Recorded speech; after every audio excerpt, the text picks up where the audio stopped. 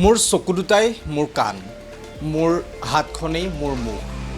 আপোনালোকে হয়তো কেতিয়াবা মুখেৰে কথা ক'ব নোৱাৰা আৰু কাণেৰে নুশুনা ব্যক্তিক উপলুঙা কৰিছে, কিন্তু আজিৰ পৰা আপুনি আৰু সেইসকল ব্যক্তিক উপলুঙা কৰিব নোৱাৰে। আৰু কিয় উপলুঙা কৰিব নোৱাৰে চাওক আমাৰ এই বিশেষ প্ৰতিবেদন।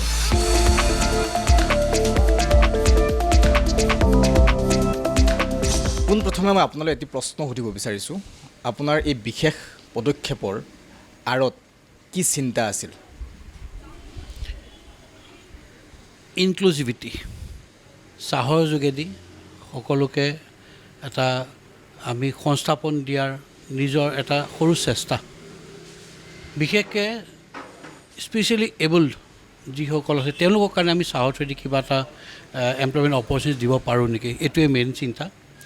লগতে অসম চাহৰ প্ৰমোশ্যনছ আৰু আমাৰ বিভিন্ন ধৰণৰ যি চাহ আছে সেই চাহখিনি আমি ৰাইজৰ আগত দিবলৈ এটা নতুন কনচেপ্ট, লগতে তেওঁলোকৰ হাতেৰে একাপ ধুনীয়া চাহ বনাই থ্ৰু চাইন লেংগুৱেজ যদি আমি দিওঁ, নতুন কাষ্টমাৰ এক্সপিৰিয়েঞ্চো হয়।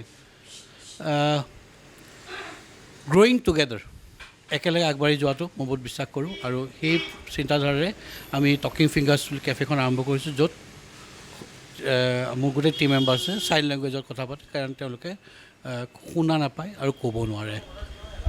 আমি সাধাৰণতে দেখোঁ যে যিসকল ব্যক্তিয়ে কাণেৰে নুশুনে বা মুখেৰে কথা ক'ব নোৱাৰে, আমি তেওঁলোকক কিছু পৰিমাণে পৃথকভাৱে আমি লক্ষ্য কৰোঁ, পৃথকভাৱে ব্যৱহাৰ কৰোঁ। আচলতে তেওঁলোক আমাতকৈ, যিসকলে কথা ক'ব পাৰে বা শুনে, তেওঁলোকতকৈ কিবা গুণত কম নেকি? মই নাভাবোঁ, কাৰণ তেওঁলোকৰ সমানেই ভেৰি ব্ৰিলিয়েণ্ট, বহুত ব্ৰাইট। তেওঁলোকৰ যিটো কেপাচিটি থাকে এবজৰ্ব কৰা কথা এটা বা ছাবজেক্ট এটা, খুব শ্বাৰ্প, আৰু তেওঁলোকৰ গোটেইকেইজন শিক্ষিত। আমি খালি এটা প্লেটফৰ্ম দিছোঁ, এটা হেণ্ড হোল্ডিং ছাপৰ্ট দিছোঁ। কষ্ট তেওঁলোকে কৰিব লাগিব। আমি ট্ৰেইনিং এটা দিছোঁ, যেনেকৈ বাকী জেনেৰেল মানুহ যেনেকৈ আমাৰ কেণ্ডিডেট, ঠিক তেনেকৈ আমি ট্ৰেইনিং দিছোঁ। কিন্তু ট্ৰেইনিঙত কিছুমান চেলেঞ্জ হৈছে, যিহেতু তেওঁলোকে শুনা নাপায়, আমি ৰিটেন বা লিখি তেওঁলোকক বুজাব লগা হৈছে। হাত ধুৱাই আমি বস্তুবোৰ, চাহপাতবোৰ শিকাব লগা হৈছে, মেনুফেকচাৰিং প্ৰচেছবোৰ শিকাব লগা হৈছে, চাহ বনোৱাটো শিকাব লগা হৈছে। এনেকুৱা চেলেঞ্জেছ আছে, কিন্তু সেইবোৰ খুব মাইনৰ। তেওঁলোকৰ যিটো কেপাচিটি সোনকালে পিক আপ কৰাটো, সেইটো খুব বেছি। মই আই এম ৰিয়েলি প্ৰাউড যে মই এনেকুৱা টিম মেম্বাৰ্ছ পাইছোঁ, আৰু আশা কৰোঁ যে তেওঁলোকক লৈ পেলাই আমি এখন কেফেখন ধুনীয়াকৈ চলাই লৈ যাব পাৰিম। আৰু আমাৰ গেষ্ট যিকেইজন আহে তেওঁলোকে খুব ভাল পাব। চাহ খোৱাটো এটা জাষ্ট এক্সপিৰিয়েঞ্চ নহয়, মানে it's not a drink, it's total এটা এক্সপিৰিয়েঞ্চ। আৰু এক্সপিৰিয়েঞ্চ, এই চেঞ্চিটিভ চ'লছ যাৰ মেজিকেল ফিংগাৰ্ছ, এওঁলোকৰ থ্ৰুৱেদি একাপ চাহ খাব পাৰে, খুব ধুনীয়া এটা এক্সপিৰিয়েঞ্চ হ'ব বুলি মই আশা ৰাখিছোঁ। আচলতে যিহেতু তেওঁলোক বিশেষভাৱে সক্ষম, এনেধৰণৰ এমপ্লয়ী আপুনি ক'ৰ পৰা বিচাৰি পালে, কেনেকৈ বিচাৰিলে?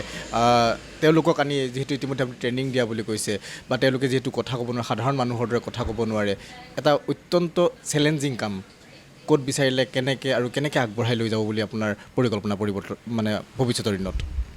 আমি প্ৰায় 2 বছৰৰ পৰা এনেকুৱা কেণ্ডিডেট বিচাৰি আছিলোঁ। প্লেনিংটো প্ৰায় 2 বছৰৰ পৰা কৰি আছিলোঁ। ৰিচেণ্টলি মাৰ্চ মাহত আমি দিল্লীলৈ গৈছোঁ ষ্টাৰ্টআপ মহাকুম্ভত। তাত চাইনেবল কমিউনিকেশ্যন বুলি এটা অৰ্গেনাইজেশ্যন আছে, তেওঁলোকে ডেফ এণ্ড ডাম চিল্ড্ৰেনৰ কাম কৰে। তেওঁ ফাউণ্ডাৰ লগ পালোঁ, তেওঁৰ নাম ৰূপমণি চেত্ৰী।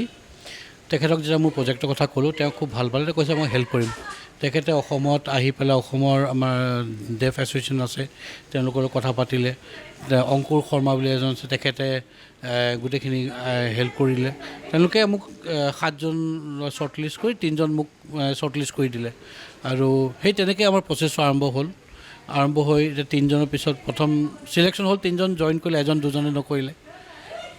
যিগৰাকী জইন কৰিলে তেওঁলোকে ফ্ৰেণ্ড হয়।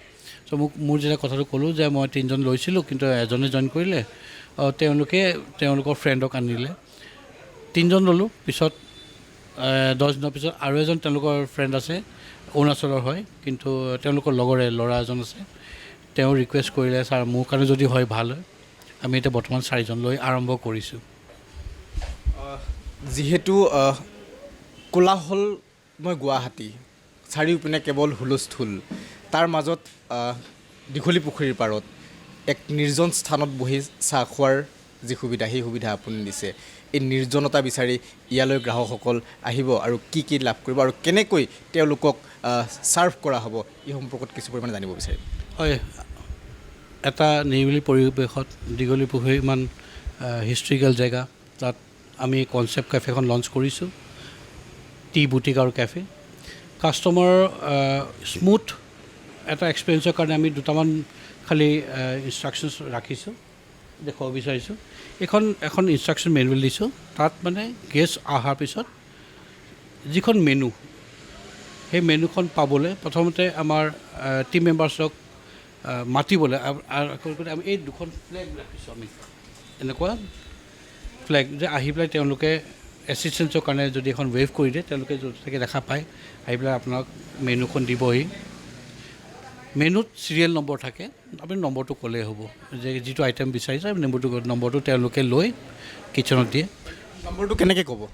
নম্বৰটো তেওঁলোকে দেখাই দিলে হয় আঙুলিৰে, যে এইখন ধৰি লওক মোৰ কেফেখন মেনুখন, মোৰ 1 নম্বৰ চাট লাগে, কিন্তু দেখাই দিলে হ'ল 1 নম্বৰ আঙুলিৰে। তেওঁলোকে এই নম্বৰটো নোট কৰিলে, লৈ পেলাই কিটচেনত দিয়ে, ছাৰ্ভিচ দিব, আপোনাৰ হৈ গ'ল, আপোনাৰ চাহ খোৱা শেষ হ'ল, বিল দিব হৈছে, তেতিয়া এইখন ৱেভ কৰি দিলে হৈ গ'ল।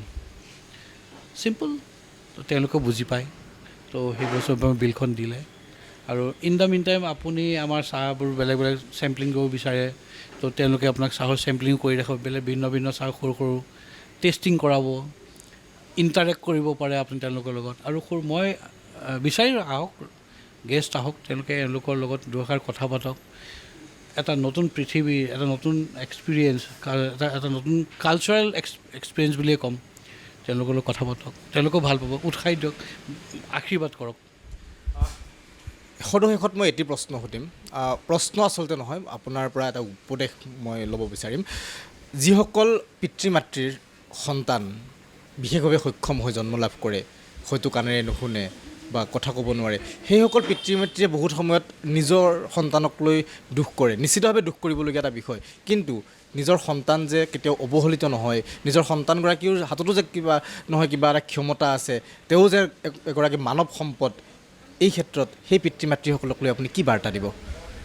মইতো ভাবোঁ যে প্ৰতিজন ব্যক্তিৰ হাতত ইণ্ডিভিজুৱেল টেলেণ্ট থাকে। আমি টেলেণ্টটো খালী প্ৰকাশ পাবলৈ এখন প্লেটফৰ্ম দিবলৈ হেল্প লাগে। আমাৰ কেপাচিটিত আমি এখন কেফে, টি বুটিক আৰু কেফে, তেওঁলোকক চাহৰ কথা শিকাই নিজৰ জীৱিকা আমদানি কৰিবলৈ ট্ৰেইনিং দিছোঁ। তেনেকৈ প্ৰতিজন ইণ্ডিভিজুৱেলৰ যিটো স্পেচিয়েল টেলেণ্ট আছে, এতিয়া এজন আছে তেওঁ খুব খানা বনাই খুব ভাল পায়, এগৰাকী আছে তেওঁ মডেলিঙো কৰে, তেখেত আমি ৰিচেপশ্যনত ৰাখিছোঁ, যিজন ল'ৰাজনে খানা বনায় তেখেতক আমি কিটচেনত দিছোঁ। এনেকৈ ধৰণৰ টেলেণ্ট চবৰ আছে, আমি সেই টেলেণ্টটো বিচাৰি পেলাই ক'ত ইউটিলাইজ কৰিব পৰা যায়, যাতে তেওঁলোকে ছেল্ফ ছাষ্টেইন, ইকনমিক ইণ্ডিপেণ্ডেঞ্চ, আৰু তাতকৈ ডাঙৰ তেওঁলোকৰ পাৰ্চনেল ডেভেলপমেণ্ট হয়। তেওঁলোকে নিজে ফিল কৰিব নালাগে যে মই বাকীবোৰতকৈ কম, মই ইমানখিনি মই পঢ়া শুনা থকা স্বত্বেও মই পোৱা নাই। চ' কোনো পেৰেণ্টছে মানে হতাশ হ'ব নালাগে, তেওঁলোকৰ যিটো টেলেণ্ট, সেই টেলেণ্টৰ এক্সপ'জাৰ আৰু আগবাঢ়িবলৈ হেল্প কৰিব লাগে। আমি আমাৰ ফালৰ পৰা সৰুকৈ চেষ্টা কৰিছোঁ। আজি এই গল্ডেন শ্বাপ, এৰমিকা, টকিং ফিংগাৰ্ছত আমি চেষ্টা কৰিছোঁ এটা সৰু সহায় কৰিবলৈ, আৰু এখন প্লেটফৰ্ম দিছোঁ। চ' বহুত অসমত বাহিৰত বহুত এনেকুৱা লোক আছে যোনে প্লেটফৰ্ম দিবলৈ ৰেডি হৈ আছে। তেওঁলোকৰ সেই কানেকশ্যনটো পালে ডেফিনেটলি ট্ৰাই কৰক, আৰু প্ৰতিজন এনেকুৱা স্পেচিয়েলি টেলেণ্টেড চিলড্ৰেন সংস্থান পোৱাৰ সুবিধা ডেফিনেটলি পাব বুলি আশা ৰাখিছোঁ। মহানগৰীৰ কোলাহলৰ মাজত থাকি কেতিয়াবা নিৰ্জন স্থানত বহি চাহ একাপ খাবলৈ আপোনাৰ হাবিয়াস জাগিছে নেকি? যদি হাবিয়াস জাগিছে, তেতিয়াহ'লে আৰু চিন্তাৰ প্ৰয়োজন নাই। দীঘলী পুখুৰীৰ পাৰত থকা টকিং ফিংগাৰ্ছলৈ আহক আৰু আপোনাৰ সেই মনৰ আশা পূৰণ কৰক, য'ত আপুনি মুখেৰে নহয়, আপোনাৰ কথা ক'ব আপোনাৰ আঙুলিয়ে।